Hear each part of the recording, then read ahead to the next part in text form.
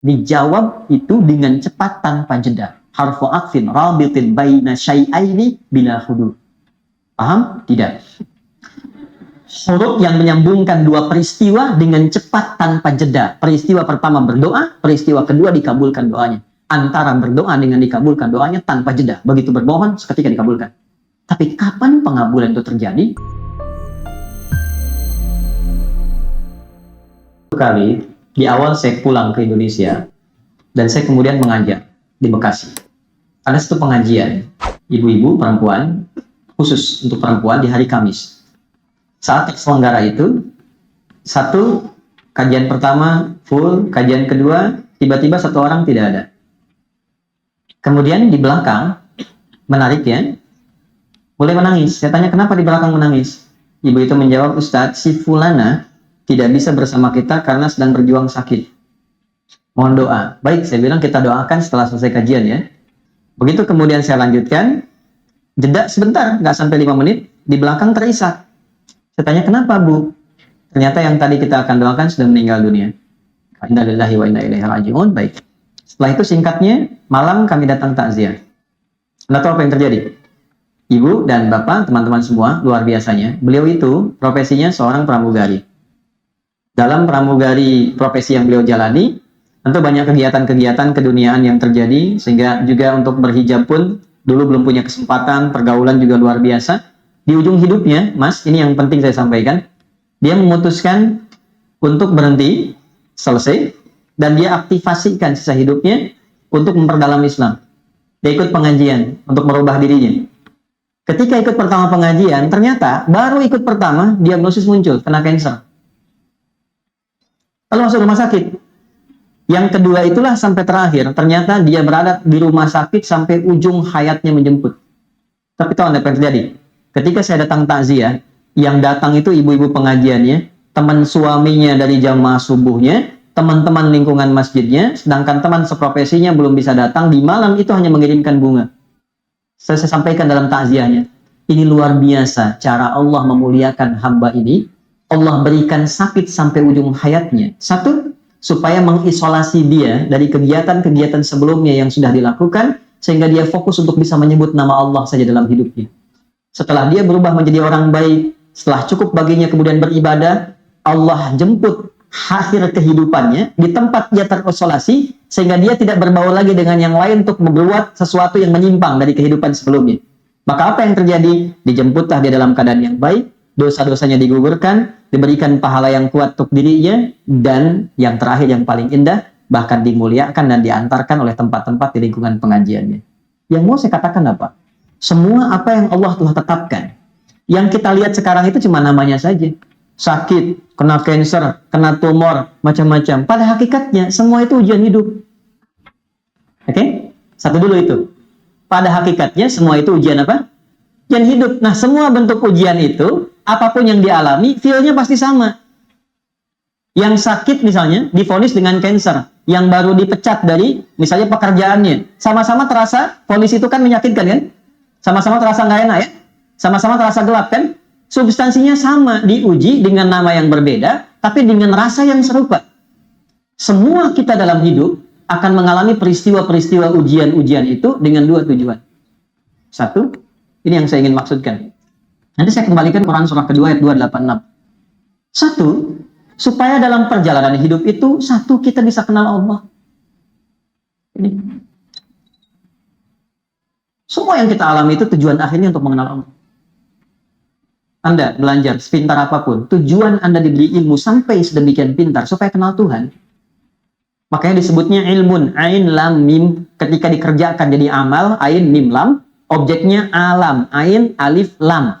Ain alif lam, alam itu artinya tanda dalam bahasa Arab, tanda yang mengenalkan pada Tuhan. Kalau dijamakkan jadi alamin.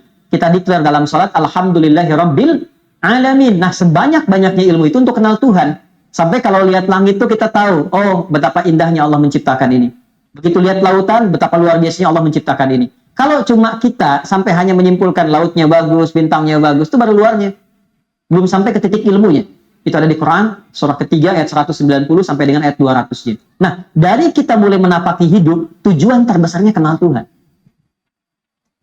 Anda kerja sampai kaya, sampai punya harta dan sebagainya. Silahkan. Tapi kalau sampai banyak harta nggak kenal Allah, ada sesuatu yang salah dalam episode kehidupan itu. Nah, ada orang-orang yang dikenalkan lewat sifat sukacita, suka.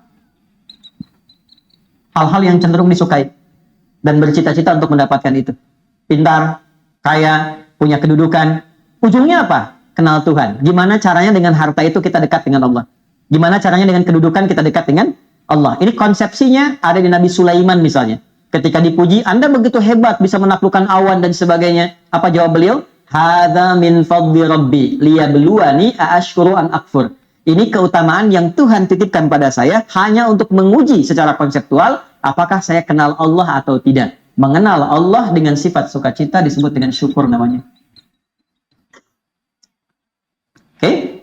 Jadi syukur itu bukan sekedar mengucapkan alhamdulillah di lisan kita dari nikmat yang kita terima. Syukur itu bagaimana kita mengolah nikmat yang Allah kasih kepada kita untuk menggunakan nikmat itu supaya lebih kenal dan dekat dengan Allah. Disitulah baru terasa nikmatnya punya Tuhan. Apa fungsi mata? Bukan kalau cuma sekedar melihat, hewan juga melihat. Ayam melihat, kambing melihat. Mata kita ditugaskan untuk melihat yang baik-baik. Bagaimana taunya yang dilihat baik? Pelajari ketentuan Tuhan. Baru terasa punya Tuhan ketika dipraktekkan ketentuan itu. Kata Allah, jangan lihat, dipalingkan. Baru kita merasa iman kepada Allah.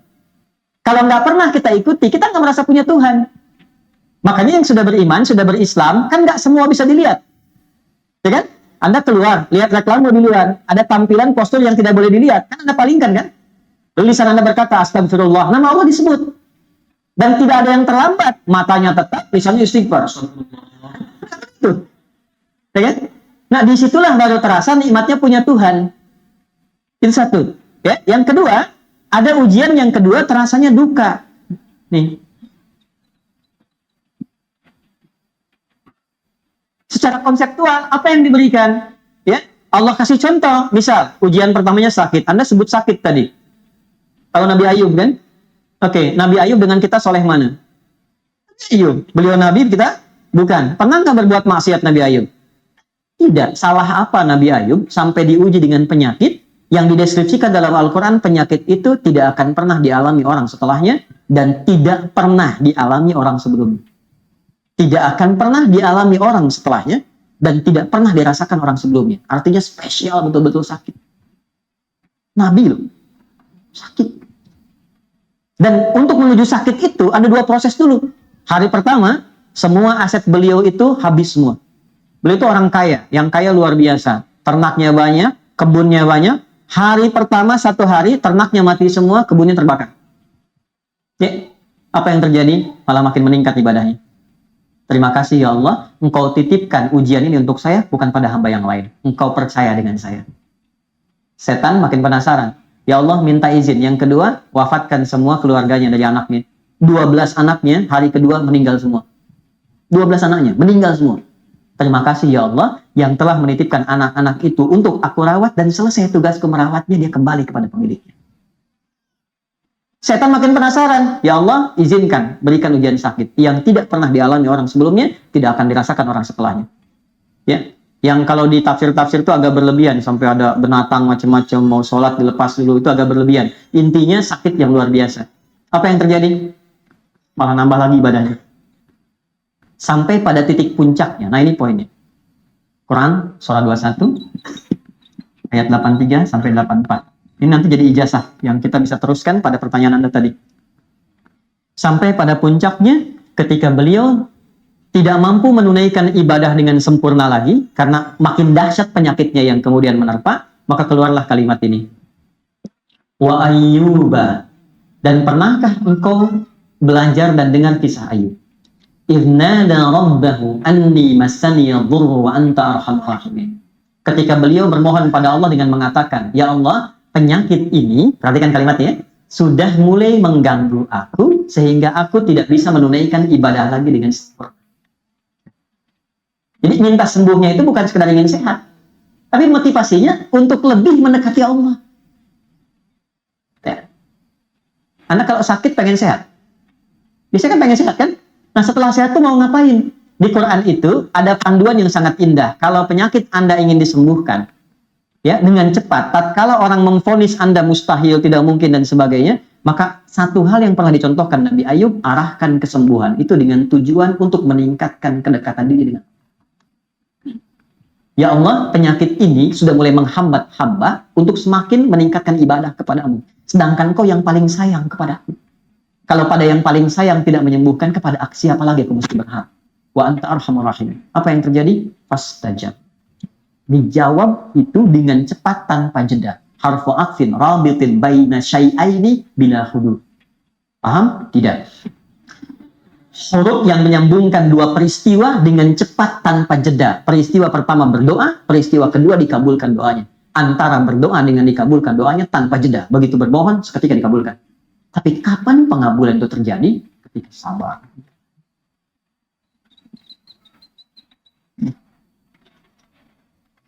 Istrinya berkata begini, Papa, kalau bahasa kita ya, Papa kan Nabi, Rasul. Minta aja sama Allah sembuh. Nggak minta kaya, minta sembuh, pasti dikabulkan. Apa jawab Nabi Ayub? Suez, jawabnya apa? Kata Nabi Ayub gini, Mah, berapa lama kita ini kaya? Ada riwayat mengatakan 70 tahun, ada riwayat mengatakan 20 tahun. Berapa lama kita sehat? 20 tahun. Berapa lama kita diuji sakit? 15 tahun. Nanti sajalah saat sakitnya sama dengan ujian sehatnya. Selama 20 tahun, baru aku minta kepada Allah. Aku madu, diuji sehat 20 tahun, diuji keberkahan 20 tahun, baru diuji sakit, sabarnya belum optimal, aku sudah minta kepada Allah. Nanti saja, kalau sudah sama ujian sakit dengan sehatnya, baru aku minta. Tapi ini bukan level yang kita harus tiru gitu kan? Tidak, bukan begitu maksudnya. Saya ingin tunjukkan bagaimana beliau mengelola implementasi sabar dalam kehidupan. Jadi ketika seseorang bisa melihat syukur dan sabar, dua anugerah yang ditampilkan untuk mengenal Allah, disitulah semua jadi netral. Ini yang dimaksud hadis Nabi dalam Sahih Al-Bukhari, ajaban li amril mu'min. Orang Islam itu kalau imannya sudah mulai meningkat, akan terjadi peristiwa yang mengagumkan. Apa yang terjadi? Jika dia merasakan senang, dia bersyukur. Jika dia diuji dengan musibah yang terasa duka, dia bersabar. Sehingga semua terlihat netral untuk mengenal dan mendekat kepada Allah Subhanahu wa Ta'ala. Makanya ada ulama yang biasa sakit. Begitu tidak sakit, dia nangis. Kenapa Anda menangis? Padahal kan Anda sehat. Saya khawatir ketika Allah tidak memberi saya sakit di pekan ini, Allah sedang meninggalkan saya. Saking pahamnya dengan esensi kehidupan. Jadi yang pertama yang saya katakan, kita jangan simpulkan bahwa ayat Allah tidak mungkin menguji seorang hamba di luar batas kesanggupannya dengan menerapkan ayat itu kepada orang yang divonis penyakit tertentu dan terlihat kemudian dia berekspresi seakan-akan dia tidak sanggup menahannya. Kalimat yang kita jawab dengan itu justru kita balik. Maha suci Allah yang telah menitipkan itu kepada beliau dimaksud, yang belum tentu ketika diberikan kepada saya belum tentu bisa sanggup untuk menahan. Yang diberikan kepada orang lain belum tentu sanggup menjalaninya. Diberikan kepada hamba yang ini karena dipilih dia dengan itu, satu, meningkatkan kesabarannya. Dia dapat peluang ibadah. Jadi kalau Anda menghadapi apapun, persepsikan itu dalam bahasa Quran, satu, sebagai peluang ibadah untuk mengenal dan mendekat kepada Allah dengan apa yang khusus diberikan pada kita, bukan pada orang lain. Ini mahal. Di situ kita sering berdoa kan? Di situ kita sering sebut namanya. Berapa banyak yang dinilai? Di situ kita simpulkan untuk kreatif, menjalani hidup dengan baik. Di situ kita simpulkan untuk tidak memanfaatkan waktu dengan baik, tidak sia-sia lagi. Mahal. Yang belum tentu kita dapatkan itu pada situasi yang orang sebut dengan kata-kata dia sehat. Jadi pada akhirnya, sakit dan sehat itu hanya titipan dari Allah untuk semakin meningkatkan ibadah kita kepada. Bagian pertama ini.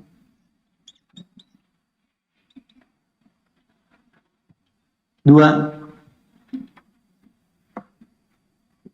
Sebentar, maksudnya yang kedua, ini kan saya jawab dua. Di satu bagian, jadi satu bagian yang pertama, saya kembalikan. La yukallifullahu nafsan illa wus'aha, bukan dipahami dari ekspresi hambanya, tapi dipahami dari perspektif Allahnya ketika memberi. Allah menilai dia sanggup menjalani itu sampai titik yang diberikan oleh Allah untuk bisa menanggungnya. Adapun yang didapatkan dari situ adalah hikmah. Jelas hikmahnya kemana? Karena itu gini, cara bersikapnya diberikan oleh Allah apapun, terima dulu. Cara bersikapnya itu. Katakan pada diri kita, terima kasih ya Allah yang telah menitipkan ini kepada saya, bukan pada yang lain, karena engkau menilai aku sanggup menjalaninya. Setelah itu yang kedua, kenali Allah, dengan petunjuk-petunjuk yang diberikan kepada kita lewat pemberian itu. Jadi kalau sakit, belajar hikmahnya tentang ayat-ayat sakit. Jangan Anda sakit belajar yang dikaji tentang ayat-ayat bisnis. Nah, nyambung. Pelajari Nabi Ayub, Nabi Ibrahim ketika sakit bagaimana, ya. Dan yang kedua tadi yang ingin saya sampaikan, supaya kita bisa menikmati proses ikhtiar di dalamnya, sehingga mengumpulkan banyak pahala yang mungkin bisa kita yang tidak ditemukan dalam kondisi apa? Sehat. Jadi semua netral terlihatnya. Allahu a'lam bi. Like and subscribe.